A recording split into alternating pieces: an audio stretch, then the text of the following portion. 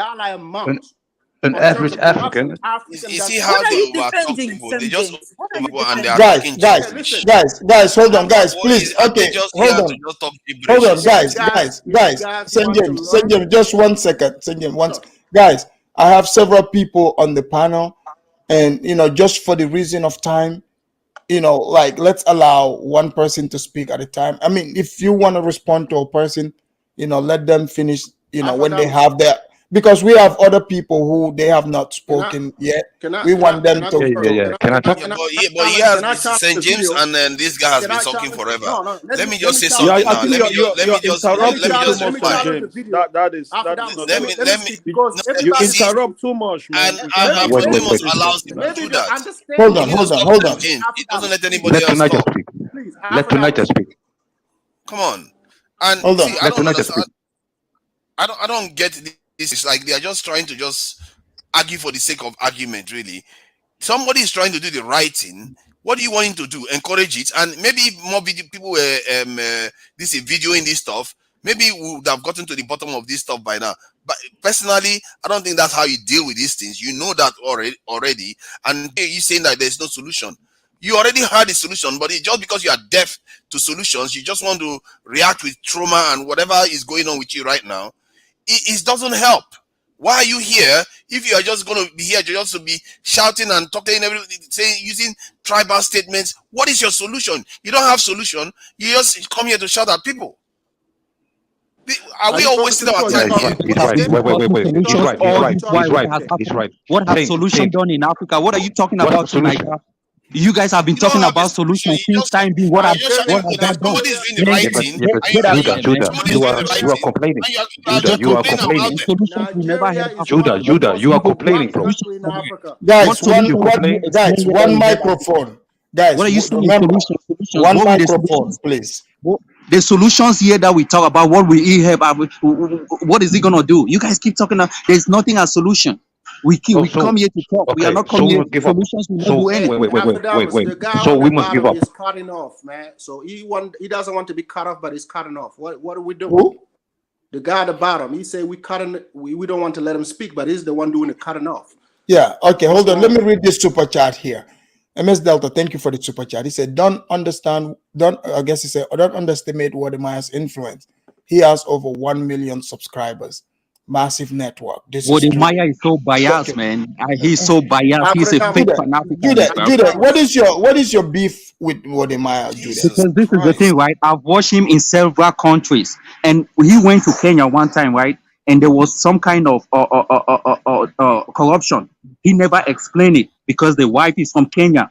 He went to other countries. He's lying. Let me finish. Wode Maya is Mamizi, stay quiet. Hold on, Mamizi, guys, let him hold on. I think Judah, I don't see. Judah is just trolling now. I'm telling you based on, look, he only comes out and talk about certain things when he has experience in so many countries. He didn't say it. He started coming out and let me finish. Judah, how do you know this? You shut up. Who are you telling her? Who are you saying to be quiet? Judah, be nice. Judah, be nice to Mamizi, please. Judah, he's paying my bills, asking me to be quiet. Judah, I'm really worried now. I think Judah is sounding a little bit like he's not all there anymore. You are just there's something about you that is not like. Because your approach, No, it's sounding like he's not all there anymore. Shut up. Are you kidding me? You guys want to go around and talk about this? Guys, one mic. This is not the Judah I used to know before. At least he used to say something in a coherent way. Now he sounds as if he's losing it. Coherent. This guy has ultimate. You shut up, man. You guys just talk shit. Yes, go ahead. You're sounding weird, man. Come on. Let's stay the topic. Let's stay the topic. Those people, man, yes, because they're talking about people being here talking about tribal issues. This is not trouble. When I first got here, what did I say? I said this is a problem that happened all over the continent. Nobody's immune. Yeah, he's right. Also Morocco, we spoke about it. I spoke about it first. Why would you come here and try to single me out talking about I am for it or this is what I would like? But what's the solution, bro? When you heard me say, send them. It happened in real time. There's no solution, man. Why are you talking about solution? What will the solution do? Bro, listen, I'm not docile. You understand me? It wasn't in a million. hold on, guys. Let him finish. Let's allow Havila to speak too. Please don't interrupt him when and Yeah. Let me finish. Get out of the emotion. I haven't finished. Emotions, right? These people think a video can solve African problem. I am very pragmatic that these people are looking at a Western solution to an African problem. That's why I'm saying they're like little kids. Tunaja, Mamaze, and Kifaro, they think like little babies. This is way above their weight scales. They're pay grade. They don't Saint James, Well, if can you fix your mic? Saint James, fix your mic. Saint James, your mic is crackling. Okay, So I think you're throwing short at me. Can you hear me? You're attacking me like personally. Hold on, Kifaro, hold on. Listen. Saint James, can you go back out and in? It's crackling. Okay. To Nigeria, did they tell you I was Yeah, I Pan-Africanism? just want to say this That you before you wanna come run down. your When you mouth? start throwing short at, when you start to be personal, expect people to be personal. St. James, They're trying okay? to show people, think other people throw. Yeah, but I Hold on, think you Saint can James, talk without Saint being James, go back personal. out. Saint James, go out and come back. So your mic Because will change. if you I don't know talk, why stop people trying are to be talking personal. about St. Because if you St. try James to is throw speaking the short truth. that I think like a baby, that's Okay. personal attack. I'm gonna personally attack All you. right, I can tell hold you think like on. an idiot Guys, for guys, thinking hold like on, that. You guys. understand? Let's stick with topic. Let's have Havila speak. Guys, please stop interrupting each other. I understand you guys want to respond, but I gotta give it to Niger, Kifaru, Mamaze, and Mal and Rashid for truly exercising, Yeah, thanks, man. self-control. Guys, please allow Havila to speak without interrupting him, guys. Go ahead, Havila. Yeah, thanks, and happy Black History Month. Thank you by the very way. much. Thank you. Yeah, Yeah, I'm because glad. You're the only other one that came here and wished me happy Black History. Thanks for recognizing my Black yeah, status. of course. Thank you. We all humans. Thank you. Yeah. I Hey, noticed bro, I'm in the back, panel. man. I'm back. Yeah, All right, wait, let him wait. finish, St. James. He's Okay, go someone ahead. is Go ahead. talking. Go ahead. Yeah. I noticed in the panel, you have a lot of people that are complaining, but they have no solution. You understand me? You are not listening to the solution. Hold on, Listen, St. brother, James. St. James. listen. Don't interrupt him. Listen. Let him finish. He'll come. Yeah. I Oh, saw damn it. the video of Yama, and it's true. If you go to Africa, and they will always ask for money, even though you have the right papers. Even Somalia, when I go to Somalia, lots of people are like, hey, give me your card. Where you from? What's your tribe? Okay, give me money. You understand me? It happens in all Africa, but the problem is we must find a solution so we can get over it. Fix this. Right. You understand me? Mhm. But that same guy, he's complaining. Only complaining, but he has no solution. You understand me? Maybe the All right. solution Thank you, is not. Havila. Maybe the solutions is not what you want. I already gave you the solution when I first clicked the link. I tried to tell you this is bigger than videos. This is bigger than even Africans themselves. If you look at it, Yeah, but St. the James, let me people ask you this, that right? when you look at the video Afridamus, the people of who's gonna come out looking good is the Nigerian side, because the trip started from Ghana. So no Ghana was mentioned. When they got to Togo, they started talking about Togo. He talked about. No, there was no visual Afridamus. No, I'm sorry, hold there on, was no visuals. But St. There James, was to no be visuals. fair, hold on, St. James. No. If it doesn't matter, why wouldn't that be 100%? No, hold on. That's why Why we're wouldn't saying that he's be? Listen, tribalist this for guy, just making right? that He's in statement. Italy, right? I don't Hold know on. what Italy is. I don't know Hold what on. Italy is. I don't St. have no James. desire to go to Italy, right? Hold But I'm on. just saying. So if you are here talking, right, you should respect everybody's opinion. I never come from your opinion, but I'm just saying, if you have a personal problem with me, let's make it personal and we talk about it. If you want to come out my opinion, let's go out my opinion. I'm watching you every fucking time you come here. You want to talk about me, but you're trying to find a way to try to throw some subliminals. What the fuck are you talking about, dude? Guys, let's keep it clean so the channel clear. I don't go looking Guys, for you. hold on. I don't go Get looking inside for your you. feelings. If a Get video inside can your- solve the problem, like I said, it Hold should on, solve guys. problems in Cameroon. It should solve You're problems in speaking now like Nigeria. Hold on, guys. Listen, Get if you said inside your the feelings, St. James. video can Hold solve on, a St. problem, James. I'm asking Get you. inside your feelings. St. James, give me a moment. Guys, hold on. Fuck Give out me of a here. moment. Both You're of just being you. Hold on, you're both being of an you. Give me idiot. a minute. Give me Man, a listen, moment. man. Guys, I don't talk to scumbags, St. man. I James. don't talk to scumbags from Italy. Hold on, Let's be St. honest. James. Listen, 1 second. St. Afridamus, James. you know me.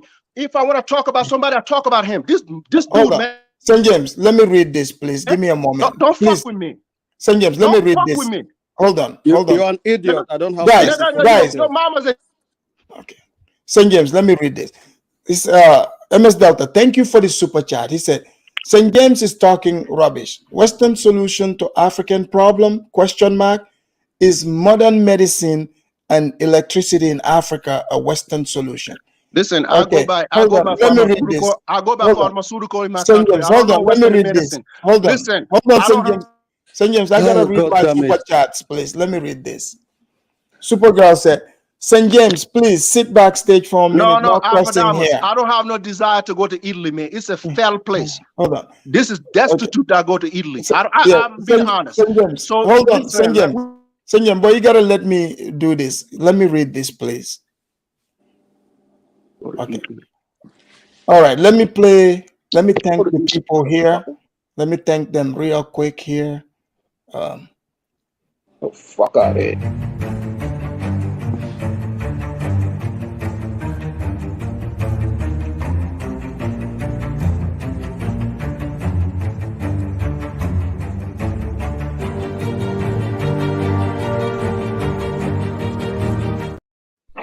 All right, thank you guys. So guys, what we are going to do here, I'm gonna go start from Kifaru to Niger, go down that sequence. We'll do our closing statements. Please, people, do not interrupt each other. Let's do our closing statements here. Let's go. Kifaru, start with you. Go ahead. Yeah, thank you for having me, Afridamus. Sometimes when people speak, you don't need to respond because when you see an idiot talking, if you start exchanging words, you sound like them. So I'm online. I always try to avoid myself. There's Tell some the people with African very American that you low. try to Hold scam on, calling from hold on, St. James, don't Oh my God! interrupt him, please. Exactly. That's just man. You try to that's just scam what like a I'm trying to say. Go ahead. God damn it! the God fuck damn out it! of here. Some people have like emotional problems. They can reason, they can argue without being emotional. So I'm bigger than that, again. So first of all, I'm in Italy, but I'm not an Italian. I'm a Cameroonian. Okay, you're in America, you're not in America, you are Nobody want whatever to go to. country you come from. Okay. So Havila was saying something, okay. So I just want to get that out of the way. What is the solution? To me, if you ask me. So I'm gonna say this. Don't blame Wode Maya. He's just a messenger. Okay. Wode Maya is just explaining, he's just showing to the world what he is seeing. He's not asking you to use his video to change your country. He's just showing his experience. And I believe if Wode Maya was in Ghana and they treat him like that with his camera, he will act the same. He would do the same things, and because he was not going to Togo to wait for those people to treat him in such a way for him to make a video. So what is the solution? To me, I think the solution of Africa is a political one. We need the right people in power. And to me, we need to start grooming our own people. That's why I think we all need to be in the Pan-African Alliance, because that's the only way we can groom these people who can make Africa and build Africa for a better future. I think that's just what I'm going to say.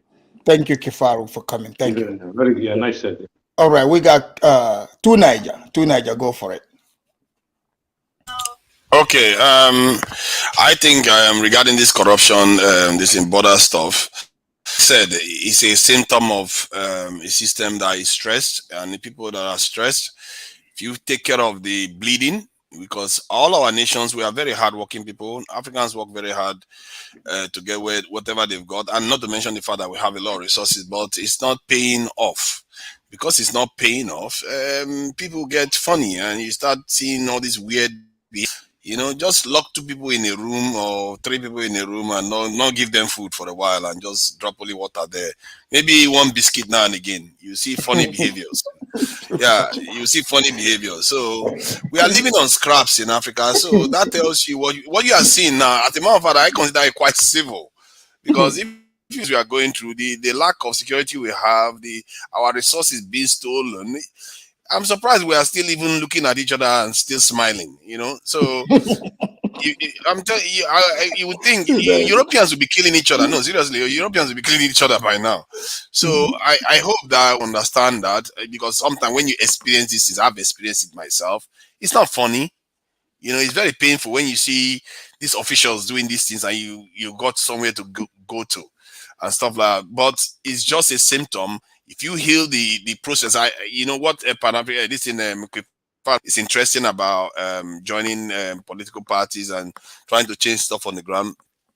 Personally, I think it's beyond politics. It's more of an ideology of repairing what we have lost. and which is our ability to determine our destiny.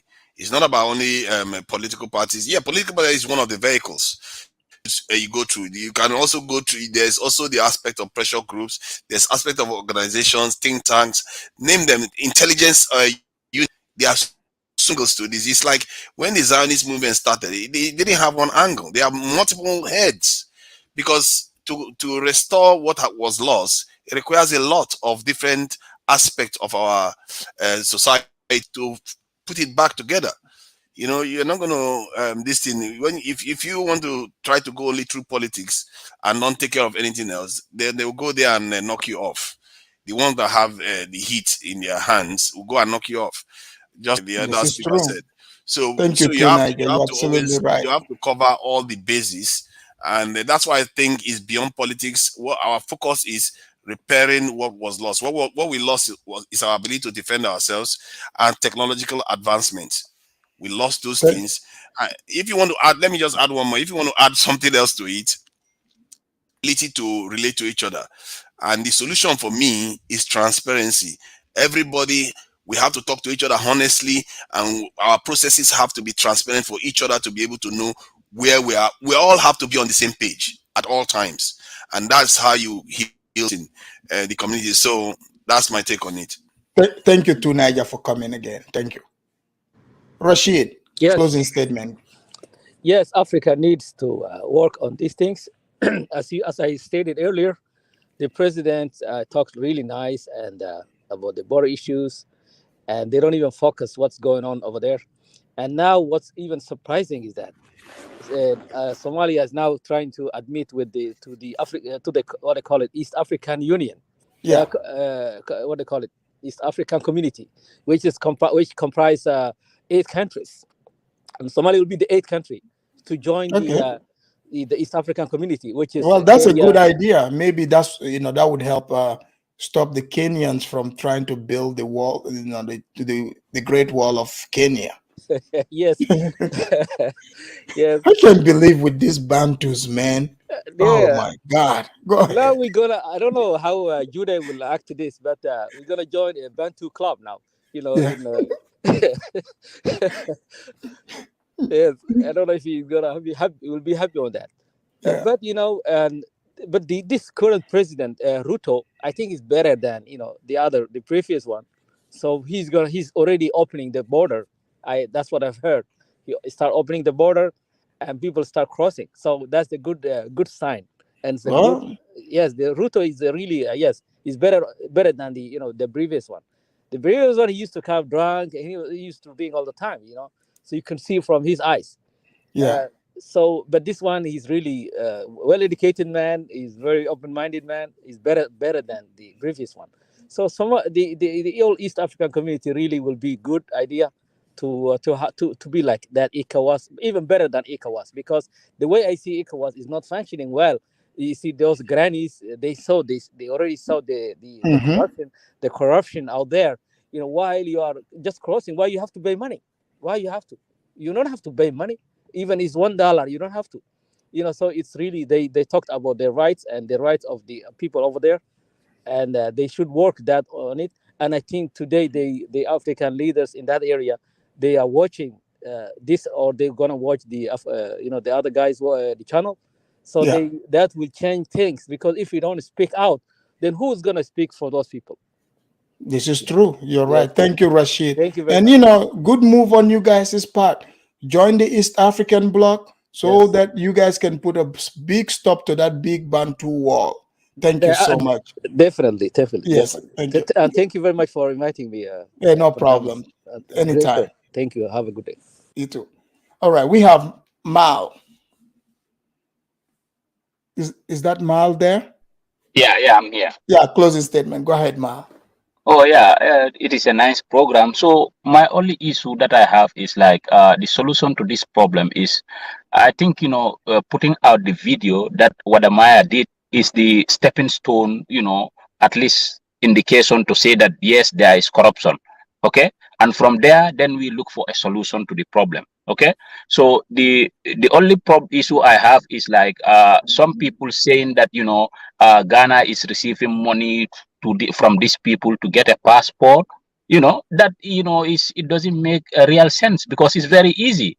If you go to Europe with a Schengen, since you can travel everywhere without no problem, but you acquire it from one country's visa where you pay the money, your visa fee. So, but it applies to all the countries. So that because all the countries in West Africa come together and agree that we are going to have an ECOWAS passport. So if this with an ECOWAS passport, you can travel all around West Africa without paying a dime at the borders. That is the fact. So anybody who feel that because they have this thing passport in another country, then that means your government is docile. Because why will you agree to something then later on try to complain that because they acquired the passport from another country, so they need to pay another money, which actually if you look at the video, he don't give out even receipts for that payment. If you give out receipt, people can understand, this is payment is for this thing. But that is pure corruption. That money is not going to the government of Togo, it's rather going to the pocket of the individual who was collecting it. So you see the problem. So the argument that they were in Ghana, there are procedures that you follow to get to acquire a West African passport. Countries that accept dual citizenship, like United States, you can be a citizen here and you will be a citizen in another country. That is normal for a country to operate like that. So I don't get that argument at all. Thank you very much. Thank you, Mal. Thank you. Yeah. All right, we have Jude. Jude, go for it. I thought Mamizi was going before I go next. But it's I'll okay. be the last. I'm gonna be the last. I'm the co-host. Okay. See, I don't really give. Nobody is paying my bills on this YouTube street, right?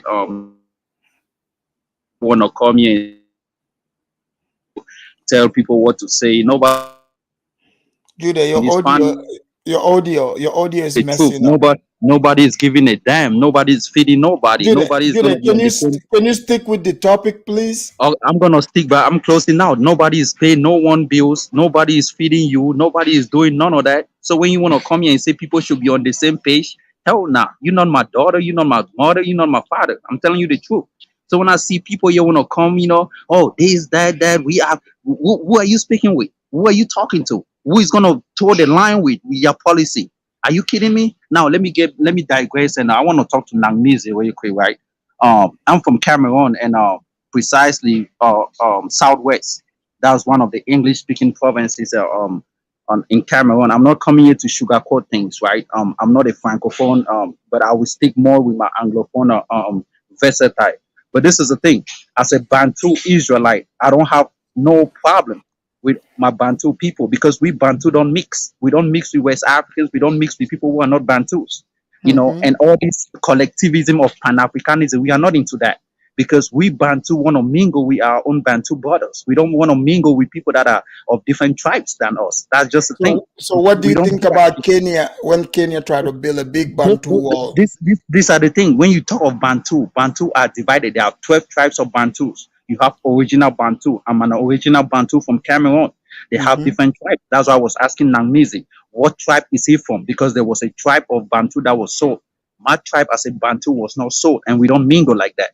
So you guys want to play your Pan-African things, you guys should go ahead and do that. I don't come here and talk about nobody. I've been on this street for so long, so I know goddamn well what is going on in every other African country. And I don't give a damn if you guys work for your Pan-Africanism or not, because I'm not one of those. Now, let me finish. I'm going to say this right here. What Wode Maya did, he should be put under arrest in Togo, because he cannot go into someone's countries and start doing videos. He was illegally doing videos in this country. You cannot do that. In America, you go into certain offices, you cannot do certain videos.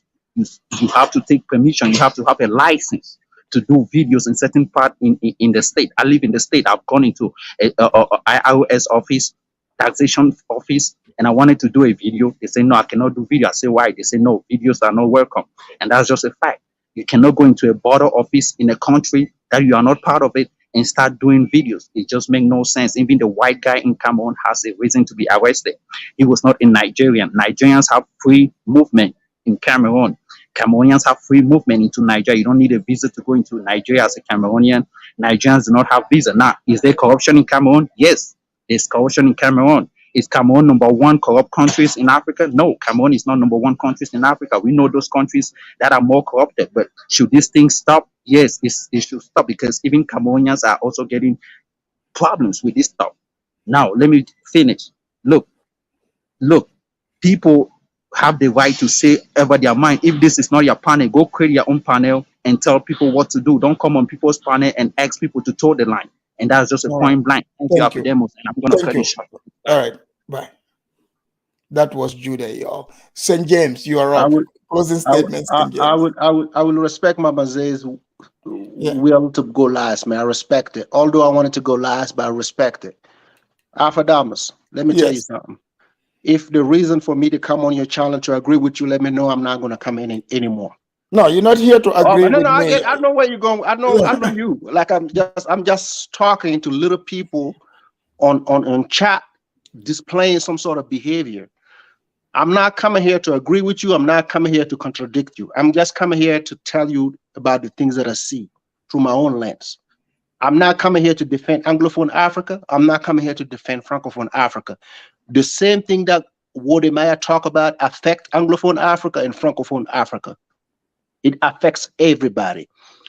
But like I said, we have to be careful about what you're trying to push to the people. I have seen here days in and days out. I have seen all kind of corruption going on in Ghana. And we have a lot of Ghanaian YouTubers trying to back on it. They don't talk about it. They act like everything is nice and good in Ghana.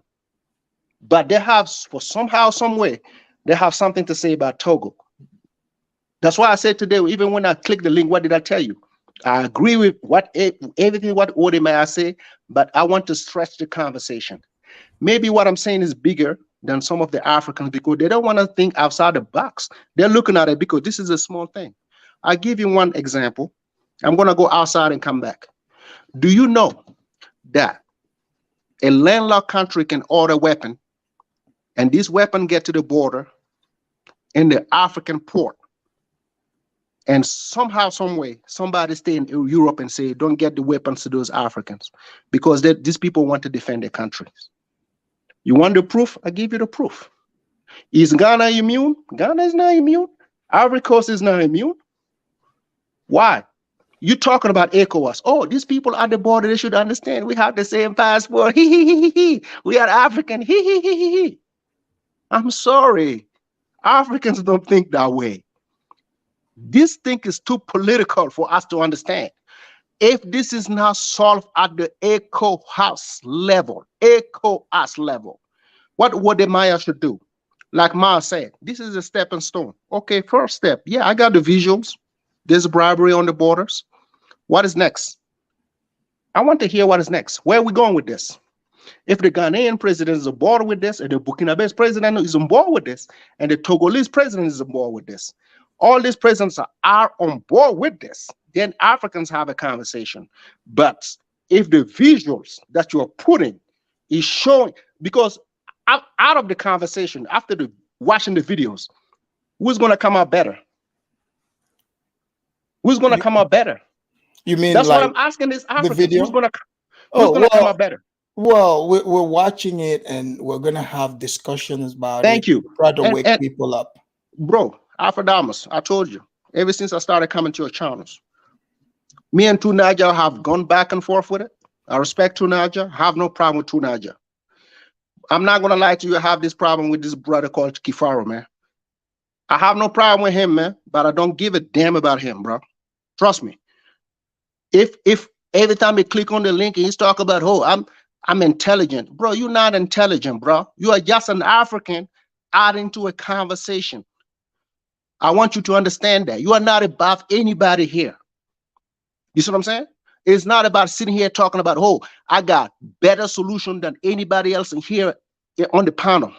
I hate that. I resent that. You see what I'm saying? You going to, if we want to get personal, if I have told my parent that I'm going to Italy, I wouldn't go to Italy because there is nothing in Italy. You see what I'm saying? Because when I said America, my parents saw it makes sense. because it's the #1 country in the world. You want to go learn from them, you go there. I don't go to Italy. So if you're talking about being idiot, who is idiot? Who's idiot? I don't call and link to in Italy. I don't call and link about what you guys got going on in Italy. I don't care. Because you guys got your own issues, you calling over there. If you're calling over here because you want to learn from Africans in America, you want to hear their opinion. You shouldn't try to slick diss them and throw subliminals like you're the best. You are nobody. You are nobody. What you're trying to create is nothing. It's nothing. Don't try to play funny. Thank you, St. James. No. You call me out. You call me a stupid. You said stupid. No. Afridamus, did I call anybody stupid here on the panel? You call me stupid? So I'm going to ask the parents, are they stupid to create a baby called Kifara stupid? I'm just asking. It's okay. He's not here, but okay, no. You spoke. St. You said James. everybody got their turn. I got my turn. Yeah. You can go on any panel, showcase what you have to do. That's the right thing to do. What St. James is doing is what St. James is doing. You don't have to worry about me. I'm not trying to be the most intelligent. I'm not trying to be the most outspoken. I'm just giving my opinion. You see what I'm saying? So, and that's what this channel is here for. That's what this channel is about. I'm not going to downgrade anybody's opinion because it's an opinion based. You see what I'm saying? If you don't understand it, and if you think your doodle don't stink, don't be around me. All right. Can you try to not be around me if you feel like your doodle don't stink? Because I feel like your doodle stink. Oh my God. Thank you, St. James. Thank you. You know what I'm saying? And you got Mama Zay, right? Let me tell you something. Okay, quick 30 Africans, seconds, right? so we can. They're trying to shove something under your throat. If you don't agree with it, you are the enemy. Afridamus, I make you think again. If you want people to move freely in Africa, does that mean the people and their goods? If that means that, then you have a conversation with me. If you're talking about people moving freely, you got countries. I can tell you right now, you see the YouTubers, they're talking about other people, other countries not being stable and having their people run to their country. Do you think these people are Pan-African? It's to be questioned. Thank you. That's what I'm asking. Because these people, they're talking about it. They are not about it. And we're calling it out. It's fake. When it comes to certain people, they didn't want to show your behind. When it comes to Africans themselves and their politics, oh, wow. I don't have a solution. Thank you. Because of time. Thank you very much. Thank you. All right. Mike, you came in late. Mike, you got quick 30 seconds closing so we can have the, co-host here, Mama Z closing. Go ahead. Go ahead, Mike. Hey, man, and I hope you didn't come here to hate on the Cameroonians. No. I'm not here for the Bamileke Bantu. Okay, go ahead. St. James has one point. I want to kind of support. See, studying Ghanaians, they are people that are known to be very, very patriotic. They are very patriotic. I know that for a fact. Like, yeah, but that's not a crime. But wait. I'm going somewhere. I'm going to Wode Maya. Okay. Ghanaians, one thing they don't do is they don't like to expose anything bad about their country. I know that for a fact. Now, Wode Maya is a good guy. I know the guy. I love him. He's a very great guy. Now, Wode Maya has known that in every West African border, that thing happens. That stuff happens.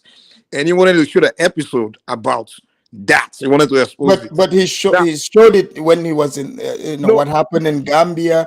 He showed what happened in other borders where he was arrested. Has he shown the one in Ghana? But he's in Ghana. He's popular. Has he shown the one in Ghana? But it didn't happen to him in Ghana. That's what I'm trying. You have to understand. What? Wode Maya is the same thing in all the West African borders. Mike, the only one he hasn't exposed. Wait. Mike, I'm not really against like him exposing. Mike, he's popular. I'm just saying like the only one. No. Afridamus, Wode Maya knew it was going to happen in the border, and it's no. Mike, let me give you an example. For example, Mike.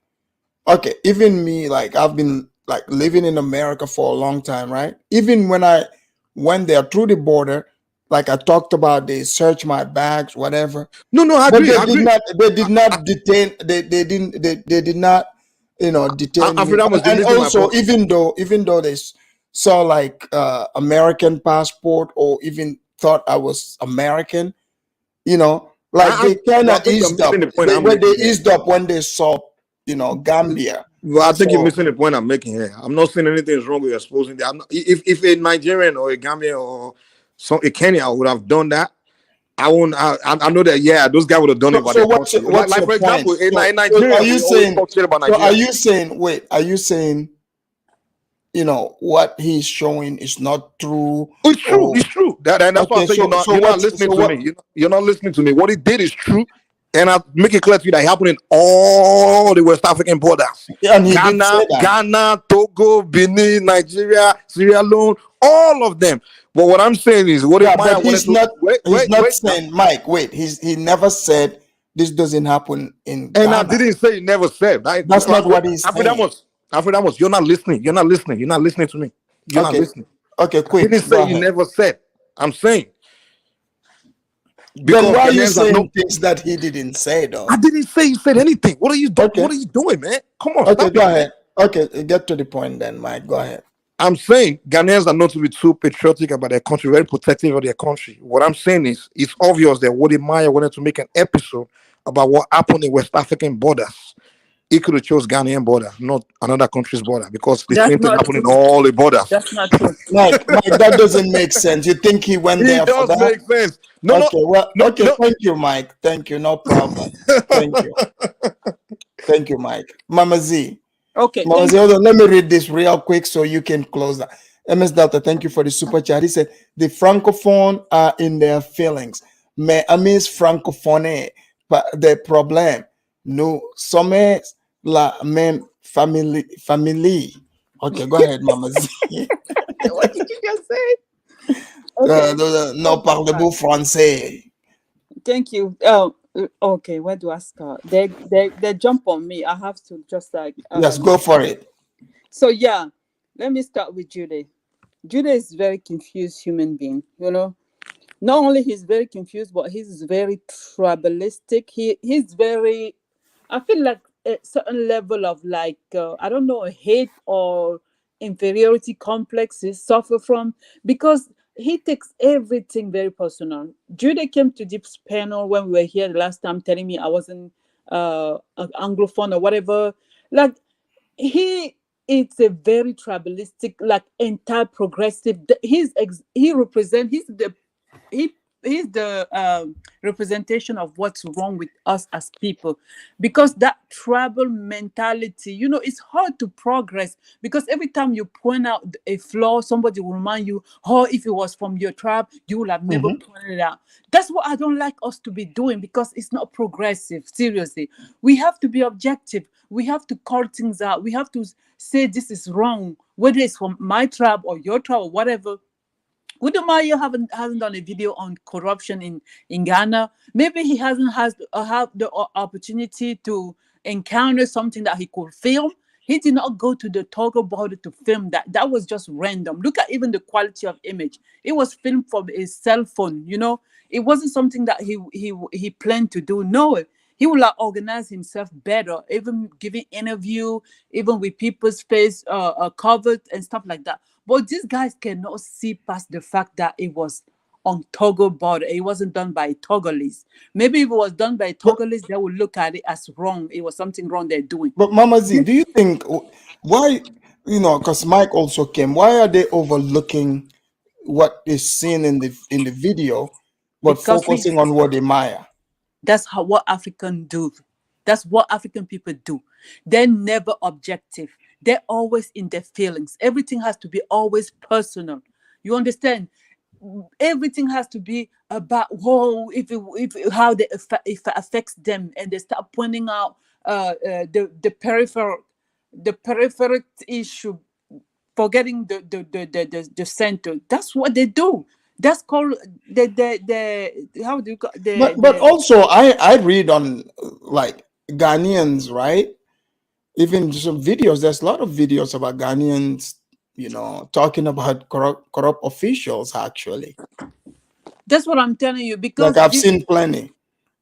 Well, we know these people. Judas says that, you know how tribalistic he is. He told me I wasn't Anglophone. I should have been talking or whatever over here in the name of Cameroon or whatever. And then he points out the fact that the lady that had the ECOWAS passports were American. They're getting money. Ghana got money of them. But how does that change the fact that they have to go through whatever they were going through at the border? Given that they pay for those passports to the Ghanaian government, why are the people that pay for the passport have to be the victim of something that they did not create? Well, Like, well, what he is saying, you know what he is saying? That's just like if I want to go to Canada, right? And the Canadians are like, no, you weren't born in America, in the United States. You just naturalized. You just have American passport. So we would not recognize you like the actual people that were born there. So that doesn't make sense because America allows dual citizenship. So those grannies they can have citizenship in Ghana too.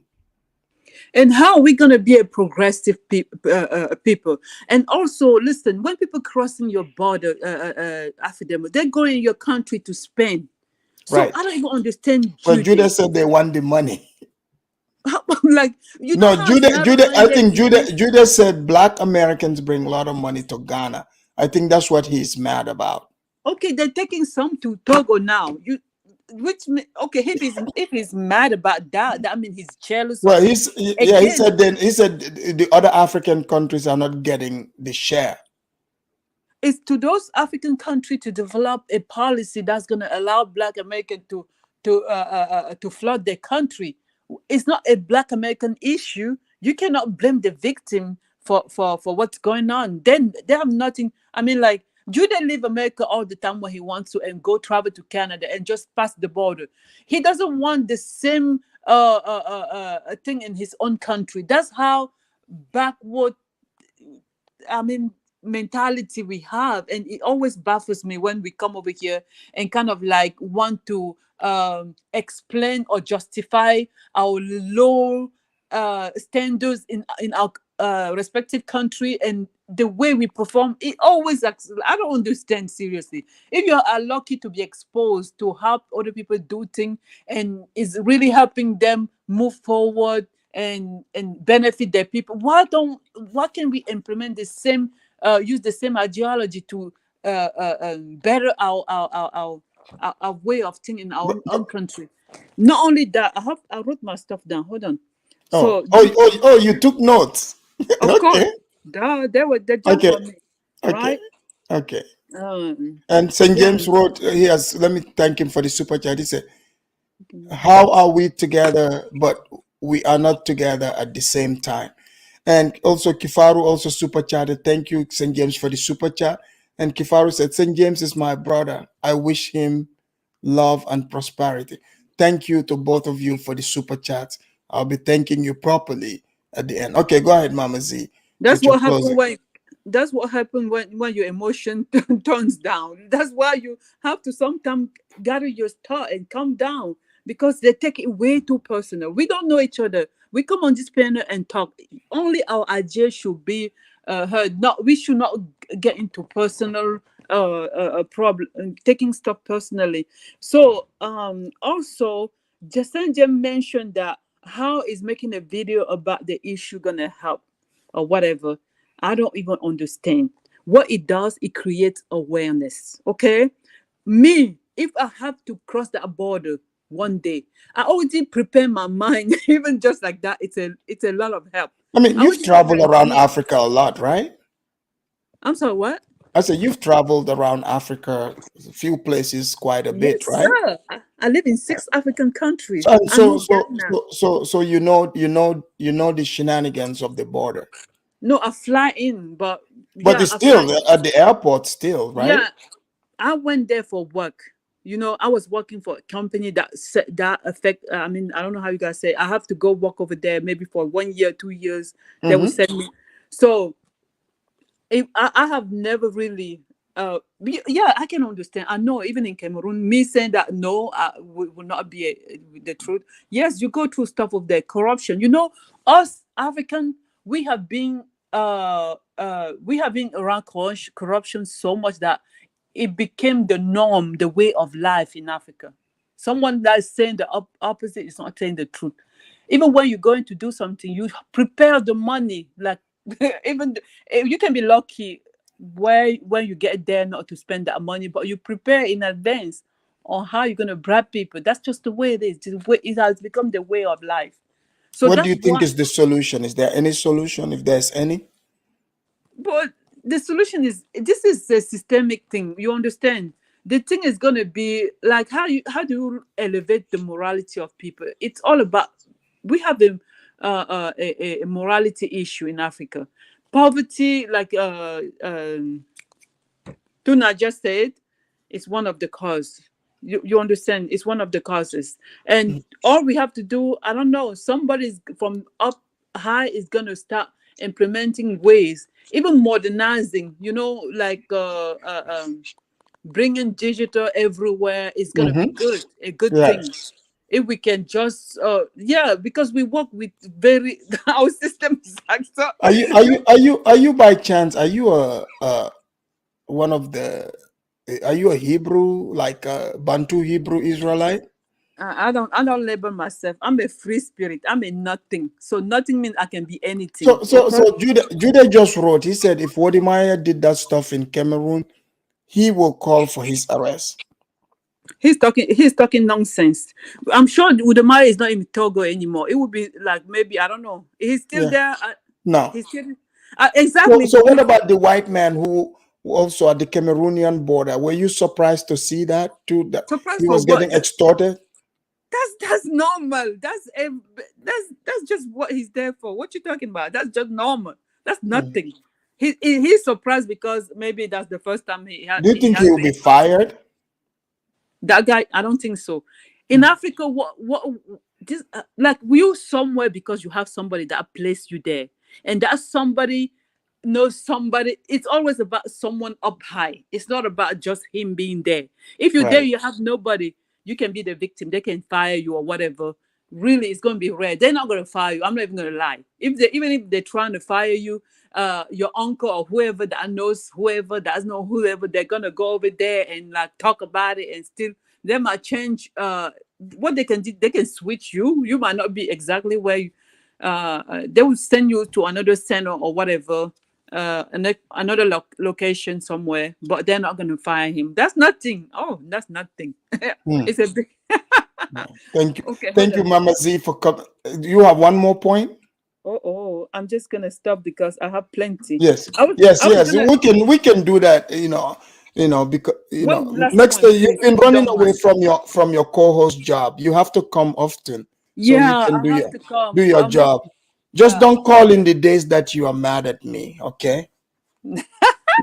Okay, one last point. I want to Okay. address St. James. St. James, I don't know. Like, I don't know. Seriously, you take things so personal. Oh my God, it really hurts him. When I hear him speak, I can hear his soul being hurt. Like, we have to be able to be impartial. It doesn't matter if Wode Maya did the video in Ghana, in Togo, in Sierra Leone. We have to be impartial. It doesn't matter. We look at the thing for what it is and we judge that thing. We don't adding extra whatever. Where did it come from? Who did it? What? No, yeah, seriously, we have to. Okay, I think I'm gonna leave it here. Yeah. Thank you, Mami Z. You address every point, and thank you for coming in. Okay. Somebody said I'm gonna be the president of Cameroon or whatever. I want to be the president of Africa, of the whole Africa. Wait, Mama Z, wait, before you leave, since you're my co-host and you've watched me a lot, right?